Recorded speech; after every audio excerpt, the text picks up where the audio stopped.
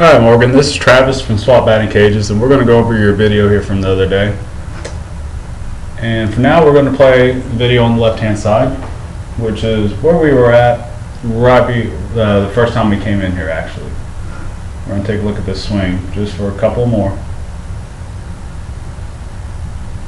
And then we'll go ahead and move over to the right, which is when I got to work with you here a little bit more just a couple of days later, as a matter of fact. I'll go ahead and play this just one more time here. Okay, so I'm going to go ahead and set you back to your stance on both of them, and from here we're going to immediately start seeing some different changes. I'm going to go over all the changes that we made and show you the effects of those changes, and hopefully you'll get a little bit of a better idea of what this all means in terms of your swing. Now, as we discussed on our attacking position, this is what we looked like before on the left hand side. Now we notice automatically that we're really close to the plate, really on top of it. We can see majority of our weight looks like it's on our front leg, and our elbows are pretty much dead even. Bat's kind of hanging down right here. Now, this is usually the remnant of somebody that slaps a lot, which in your case, which is exactly what you were doing. So that's one of the main reasons why we kind of see this look right now.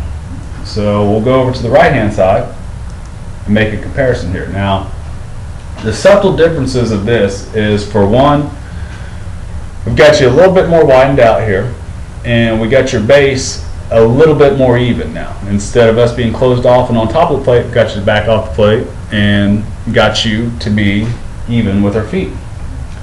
And then we also got this back elbow up a little bit higher than a front elbow. It's not too much, but it puts us in a better position to create our swing from this angle. Our bat angle, it's pretty much the same at this point, but as long as that elbow right there gets up a little bit higher, then it'll allow us to create that distance from our back elbow to our body, which in turn gives us more time to get our hand started. So now we're going to go ahead and see the cause and effect of what happens here. And on the left hand side, when we start going, we can tell that we're really just kind of turning on that back side, not getting much going, because we're already up on that front side to begin with at this point. So we really don't have anywhere to go. And we can tell what our contact point is as a result of it. So on the right hand side, we're still kind of just spinning on that back side a little bit, but at the same time, we can tell the adjustments that's been made due to us adjusting where we started from the get-go. Now naturally it's going to look a little different because location's different, but we can still tell that we've allowed our body on this right hand side to be in a lot more athletic position than we are here on the left hand side. And this will become even more apparent when we get to the extension part. It should be right here for both videos. Back you up one frame. About right there. That's about where our extension point is. Now, one of the differences we see in our extension point right off the bat is if we took a line right here and drew it from the forehead down to the tip of your toe, we're going to automatically see, if I can get it here, a difference in terms of what our angle looks like automatically. Now this is going to play a huge role right here in terms of how we're able to get to our extension and how we're able to keep our hands through the zone as long as possible and give ourselves maximum amount of area to have the largest margin of error that we can possibly have, which is very, very important whenever we're seeing pitches that are off speed or whatever else. It just helps us out as a hitter overall. And we'll go ahead and take both of these off, and with that in mind, we're going to stick on the left hand side for now, and I want you to see how when we make contact here, it almost seems like our hands are just wanting to rotate off. They're not really wanting to extend out. Here's our contact point, and we just see that normal rotation right there.